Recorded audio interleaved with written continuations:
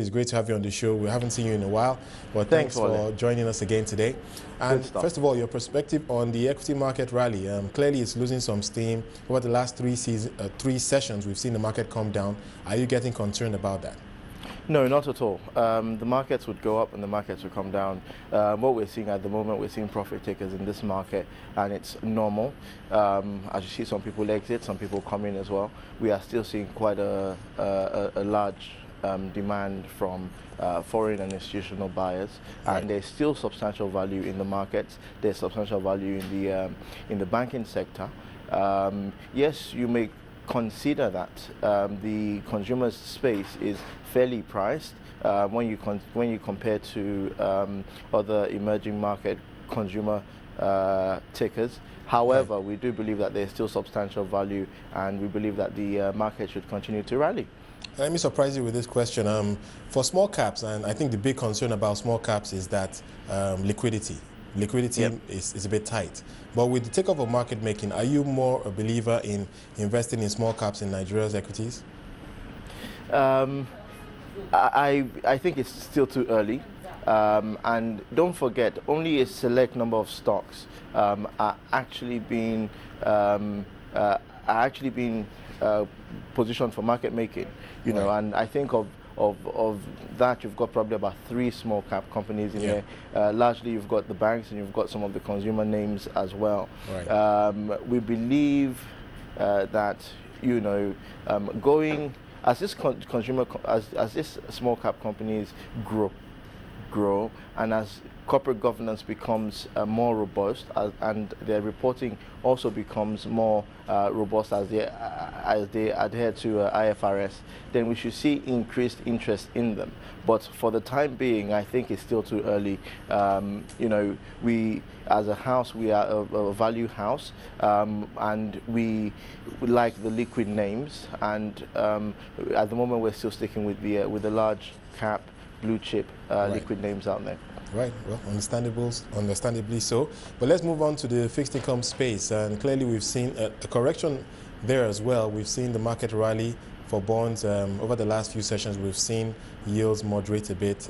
We've seen prices moderate, and of course, yields have risen. For the 2017 bond, we're seeing it now up to about 13%. Your thoughts on the yield curve right now and how we invest across the curve? Well, in my opinion, I think that you know, it's a no-brainer that the markets have rallied as a result of the JP Morgan inclusion of Nigeria in their EMBI index.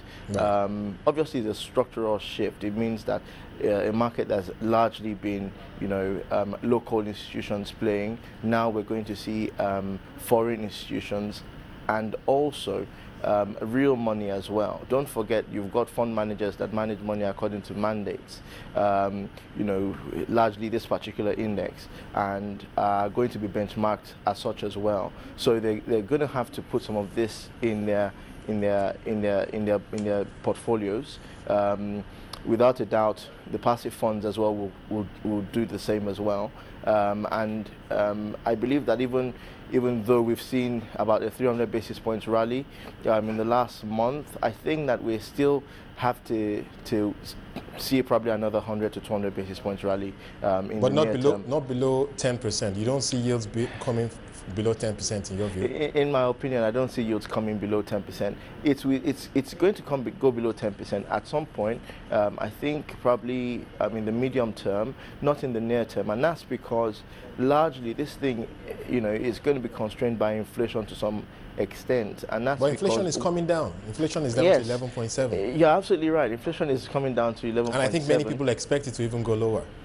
Well, if inflation goes lower, below 10%, then yes, you might see that. But as we see it today, you know, food prices are still on the rise. Don't forget, December is coming up as well, and you know, the CBN is going to be concerned about that. And also, don't forget, some of the inflationary pressures that's been mentioned in the past still have not been fully captured. You know, so things like the regulation of the downstream oil and gas has not been fully captured. So you've got things to do with the power sector as well. It's not been fully captured. Spending by the federal government has not been fully captured. As we go towards the end of the year, we're going to see more spending.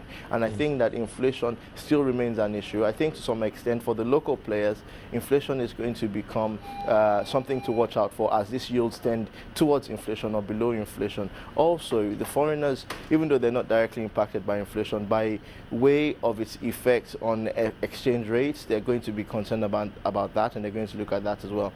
So as in whatever direction inflation moves in, we think that yields will move in that direction as well. Okay, so but how do we invest across the curve? If you look at the T-bill market, we're seeing yields generally between 13 and 14%, depending on the maturities. And if you look longer down the line, you see for the 2, 3 year, 5 year bonds, we're seeing yields somewhere around 13, 12.5%. Where do I invest across the curve in your view? Right, I tell you what.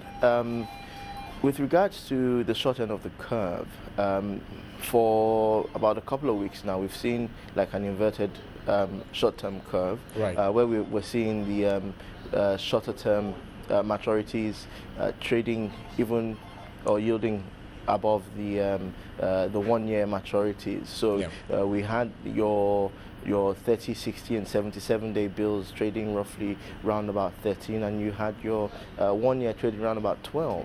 You know, so for me, a way to play at the short end is to basically take advantage of the shorter maturities, shorter maturities, and keep rolling into these maturities as they lapse. Right. For the long end, obviously we've always had the thesis that we should be long duration. We've been long duration on our portfolios. Some of these portfolios are up 4-5%. Some of them are up 10-15%, and that's in addition to the coupon. So that's on a mark-to-market basis, and I believe that, you know, going forward as yields tend further downwards, I think that these portfolios will come into their own. All right, David, thank you for joining us, and we look forward to speaking to you again. David Alao, he is an analyst with Stanbic IBTC Asset Management.